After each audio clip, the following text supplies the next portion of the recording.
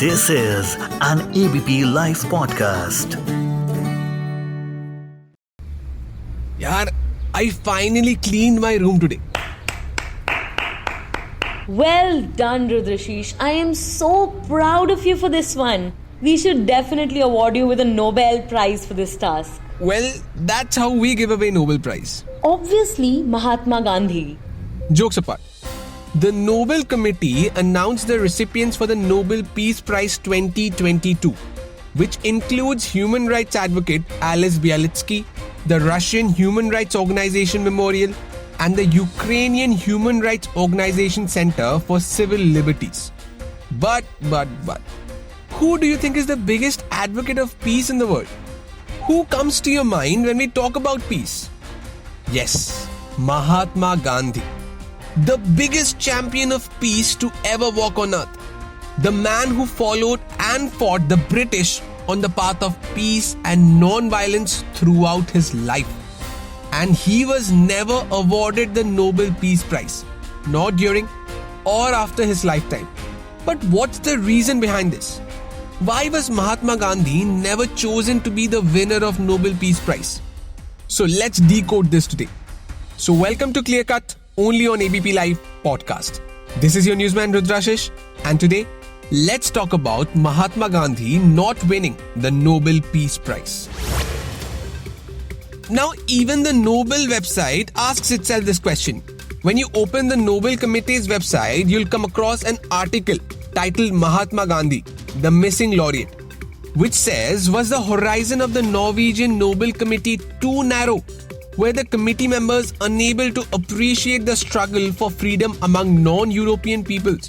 Or were the Norwegian committee members perhaps afraid to make a prize award which might be detrimental to the relationship between their own country and Great Britain? Now that's some self-realization that the Nobel Committee is having. Now surprisingly, in the article it is also said that up to 1960, the Nobel Peace Prize was awarded almost exclusively to Europeans and Americans. In retrospect, the horizon of the Norwegian Nobel Committee may seem too narrow. Gandhi was very different from earlier laureates.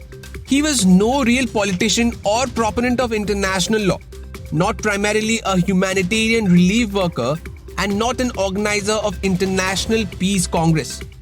He would have belonged to a new breed of laureates. However, I should also mention that Mahatma Gandhi was nominated for the Nobel Peace Prize a couple of times in 1937, 1938 and 1939 by Ole Kolb-Johnsen, a Labour Party member of the Norwegian Parliament. Gandhi's nomination was initially endorsed by a group who were pro-Gandhis, called Friends of India. This Friends of India had also established associations in Europe and America in the early 1930s as well. Now the problem was the Nobel Committee's advisor, Professor Jacob von Mueller, was critical of Mahatma Gandhi and his way of doing things. In a report, Mr. Mueller said, he's undoubtedly a good, noble person. A prominent man who is deservedly honored and loved by the masses of India. On the other hand, when considering Gandhi as a political leader, the Norwegian professor's description was less favorable. He wrote, sharp turn in his policies which can hardly be satisfactorily explained by his followers. He's a freedom fighter and a dictator, an idealist and a nationalist. He's frequently a Christ, but then suddenly an ordinary politician.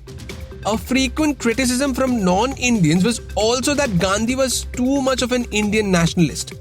In his report, Professor von Mueller expressed his own doubts as to whether Gandhi's ideals were meant to be universal or primarily Indian.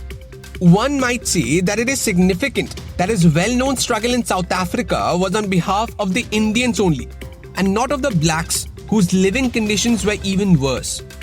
Now, Mahatma Gandhi was again nominated for the Nobel Peace Prize in 1947 by B.J. Kher, G.V. Mavalankar and G.B. Pant.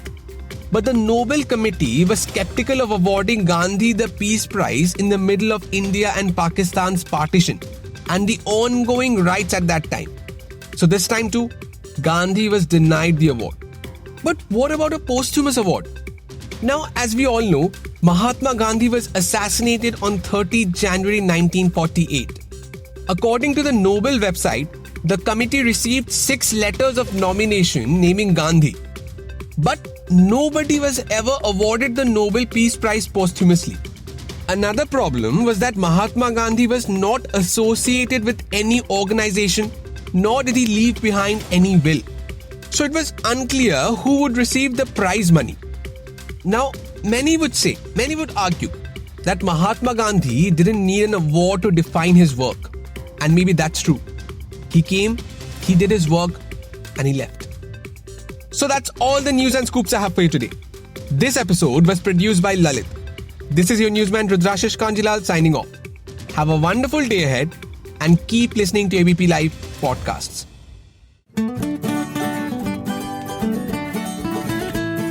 This is an ABP Live Podcast.